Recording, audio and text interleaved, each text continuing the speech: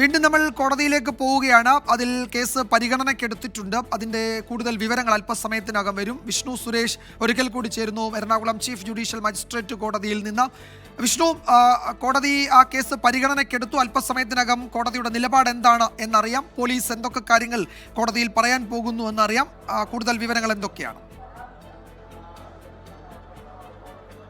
വിജയകുമാർ, അല്പസമയം മുമ്പാണ് ഈ കേസ് പരിഗണനയ്ക്കെടുത്തത്. അതിൽ ബോബിയോട് ചില ചോദ്യങ്ങൾ കോടതി ചോദിച്ചു. അതിൽ ഏറ്റവും പ്രധാനപ്പെട്ടത് പരിക്കുകൾ എന്തെങ്കിലും ഉണ്ടോ, പോലീസിന്റെ ഭാഗത്ത് പോലീസിനെതിരെ എന്തെങ്കിലും പരാതി ഉണ്ടോ എന്നാണ്.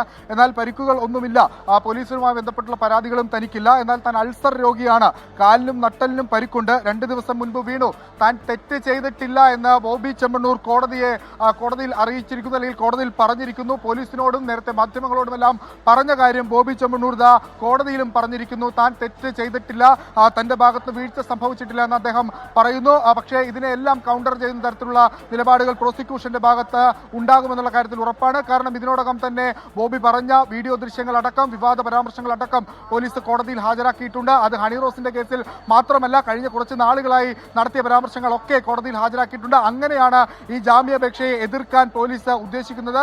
അതിനെ ശക്തമായി എതിർക്കും, ജാമ്യാപേക്ഷയെ ശക്തമായി എതിർക്കും, തെളിവുകൾ നിരത്തി എതിർക്കുമെന്ന് അല്പസമയം മുമ്പ് കൊച്ചി DCP പറഞ്ഞിരുന്നു. ആ വാദങ്ങൾ തന്നെയായിരിക്കും പ്രോസിക്യൂഷൻ ഉന്നയിക്കുക. ആ കേസ് പരിഗണിക്കുകയാണ്. ഇനി ഇതിൽ എന്താണ് തീരുമാനമുണ്ടാകുക എന്ന് അറിയേണ്ടതുണ്ട്. BNS 75, അതോടൊപ്പം IT Act 61 പ്രകാരമാണ് ബോബി ചെമ്മണ്ണൂരിനെതിരെ കേസെടുത്തത്. ലൈംഗിക അതിക്രമ പരാതി ഭാഗത്ത് വരുന്ന കേസുകളാണ്. അതോടൊപ്പം തന്നെ ഇതിൽ ജാമ്യമില്ലാ വകുപ്പ് അടക്കമുണ്ട്. 3 വർഷം വരെ ശിക്ഷ ലഭിക്കാവുന്ന കേസുകളൊക്കെയാണ്. അങ്ങനെ വിവിധ ശക്തമായ ഒരു ഇടപെടൽ പോലീസിന്റെ ഭാഗത്ത് നിന്ന് ആദ്യം മുതലുണ്ട്. ആ പ്രതിഫലനമൊക്കെ കോടതിയിലും ഉണ്ടാകുമെന്ന് നമ്മൾ പ്രതീക്ഷിക്കുകയാണ്. ബോബി ചെമ്മണ്ണൂരിന്റെ അഭിഭാഷകനാകട്ടെ വലിയ പ്രതീക്ഷ വെച്ചു പുലർത്തുന്നുണ്ട്. അതിന് പ്രധാനപ്പെട്ട കാര്യം നേരത്തെ സൂചിപ്പിച്ചതുപോലെ റിക്കവറികളുടെ ആവശ്യമില്ല. ഇനി പുതിയ തെളിവുകൾ സമാഹരിക്കേണ്ടതില്ല. അതുകൊണ്ട് പ്രതിയുമായി തെളിവെടുപ്പ് അടക്കം നടത്തേണ്ട സാഹചര്യമില്ല. അതുകൊണ്ട് പ്രതിക്ക് ജാമ്യം അനുവദിക്കണമെന്ന് പറയും. അതോടൊപ്പം ഈ രോഗാവസ്ഥയും ചൂണ്ടിക്കാണിക്കാനാണ് നിലവിൽ പ്രതിഭാഗത്തിന്റെ ഒരു നീക്കമെന്ന് നമ്മൾ മനസ്സിലാക്കുന്നു. പ്രതിഭാഗത്തിന്റെ വാദം തുടങ്ങിയിട്ടില്ല. കോടതി ഈ കേസുകൾ, അതായത് അദ്ദേഹത്തിനോട് പ്രതിയോട് കാര്യങ്ങളൊക്കെ ചോദിച്ചറിയുകയാണ്. ഏത് ഘട്ടത്തിലാണ് ഈ പറയാനുണ്ടായ സാഹചര്യം എന്താണ്, നിങ്ങൾക്ക് ഏതെങ്കിലും തരത്തിലുള്ള ദേഹാസ്വാസ്ഥ്യമോ അല്ലെങ്കിൽ അത്തരം പ്രശ്നങ്ങളൊക്കെ ഉണ്ടോ, ഒരു ദിവസം പോലീസ് സ്റ്റേഷനിൽ ഇരുന്നതാണ്, അതുകൊണ്ട് അതുമായി ബന്ധപ്പെട്ട എന്തെങ്കിലും പ്രശ്നങ്ങളുണ്ടോ, പോലീസ് ഉദ്യോഗസ്ഥരുടെ ഭാഗത്ത് നിന്ന് ഏതെങ്കിലും തരത്തിൽ മർദ്ദനമോ അങ്ങനെ എന്തെങ്കിലും ഉണ്ടോ എന്നൊക്കെ ചോദിക്കുകയാണ്. അത്തരത്തിൽ ഒരു പ്രശ്നവും പോലീസിന്റെ ഭാഗത്ത് നിന്ന് ഉണ്ടായിട്ടില്ല. വളരെ മാന്യമായി പോലീസ് തന്നോട് പെരുമാറി എന്ന് ബോബി ചെമ്മണ്ണൂർ കോടതിയെ അറിയിച്ചിട്ടുണ്ട്. ഈ അറസ്റ്റ് ചെയ്യുന്ന ഘട്ടം മുതൽ ഇങ്ങോട്ടേക്ക് എത്തിക്കുന്നത് വരെ ബോബി ചെമ്മണ്ണൂറും ഈ അന്വേഷണത്തോട് സഹകരിച്ചിട്ടുണ്ട് എന്നാണ് നമ്മൾ മനസ്സിലാക്കുന്നത്. പോലീസിനും അതുമായി ബന്ധപ്പെട്ട ഒരു പരാതിയും നിലവിലില്ല. അക്കാര്യങ്ങളൊക്കെ ഉണ്ടെങ്കിൽ പോലും ബോബിയുടെ ജാമ്യാപേക്ഷ തള്ളണം എന്ന നിലപാടിൽ നിന്ന് പോലീസ് പിന്നോട്ട് പോകില്ല എന്ന് നമ്മൾ ഉറപ്പിക്കുന്നു. കാരണം ഇത് അത്തരം ഗുരുതരമായ സ്വഭാവമുള്ള ഒരു കേസാണ്. കാരണം ആദ്യം ഈ നടി പേര് പറയാതെ ഒരു ഫേസ്ബുക്ക് പോസ്റ്റ് ഇടുന്നു, ഇൻസ്റ്റാഗ്രാം പോസ്റ്റ് ഇടുന്നു. അതിന് പിന്നാലെയും ബോബി ചെമ്മണ്ണൂർ ഇത്തരത്തിൽ പല അധിക്ഷേപങ്ങളും ഇവർക്കെതിരെ ഉന്നയിക്കുന്നു. അതിനുശേഷമാണ് ഇവർ വീണ്ടും സഹികെട്ട് ഒരു പരാതി നൽകുകയാണ്. അതായത് തനിക്ക് പുറത്തിറങ്ങാൻ പറ്റുന്നില്ല, ബോബി ചെമ്മണ്ണൂർ തന്നെ നിരന്തരം വേട്ടയാടുന്നു, അശ്ലീല പരാമർശങ്ങൾ കൊണ്ട് മൂടുന്നു എന്ന തരത്തിലുള്ള ഗുരുതര ആരോപണങ്ങൾ ഈ നടി ആ പരാതിയിൽ ഉന്നയിക്കുന്നു. ആ പരാതി അത്യന്തം ഗൗരവമുള്ളതാണെന്ന് മുഖ്യമന്ത്രിയുടെ ഓഫീസും അതോടൊപ്പം തന്നെ ആഭ്യന്തര വകുപ്പുമെല്ലാം മനസ്സിലാക്കി എറണാകുളം പോലീസിന് നിർദ്ദേശം നൽകുകയാണ്. ബോബി ചെമ്മണ്ണൂരിനെ കസ്റ്റഡിയിൽ എടുക്കണം. ഒരു തരത്തിലുള്ള ആനുകൂല്യങ്ങളും ബോബി ചെമ്മണ്ണൂരിന് നൽകേണ്ടതില്ല. അദ്ദേഹം ഒരു പ്രതിയാണ്, അയാളെ കസ്റ്റഡിയിൽ എടുക്കണം. ഇത് ഈ സൈബർ ആക്രമണങ്ങൾ നേരിടുന്ന സ്ത്രീകൾക്ക് അല്ലെങ്കിൽ അവർക്ക് പ്രചോദനമാകുന്ന ഒരു മൂവ്മെന്റ് കേരളത്തിൽ തുടങ്ങാൻ കേരള പോലീസിനാകണം എന്നുള്ള നിർദ്ദേശങ്ങളൊക്കെ പോലീസിന് ലഭിച്ചു. ആ നിർദ്ദേശങ്ങളുടെ അടിസ്ഥാനത്തിൽ ഒരു നിമിഷം, ചില വിവരങ്ങൾ കൂടി കോടതിക്കകത്ത് നിന്ന് വരുന്നുണ്ട്. അത് കോടതി ആ കേസ് പരിഗണനയ്ക്കെടുത്തിട്ടുണ്ട്.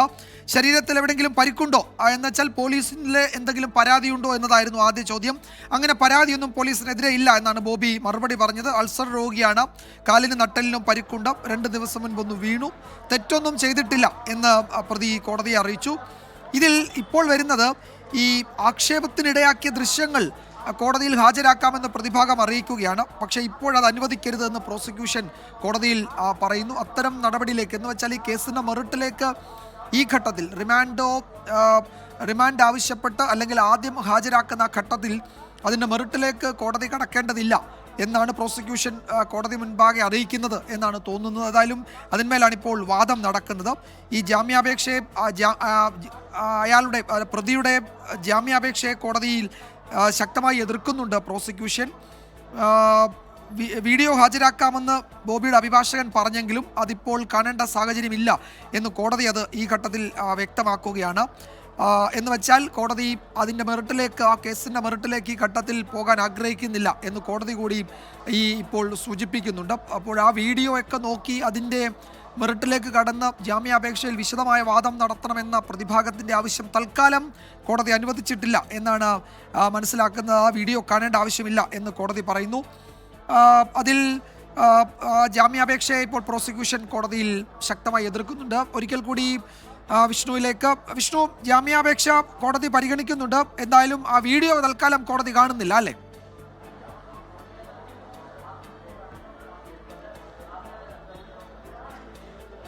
വിജയകുമാർ, ആ വീഡിയോ കാണേണ്ട കാര്യമില്ല എന്നാണ് കോടതി നിലവിൽ അഭിഭാഷകനെ, അതായത് ബോബി ചെമ്മണ്ണൂരിന്റെ അഭിഭാഷകനെ അറിയിച്ചിരിക്കുന്നത്.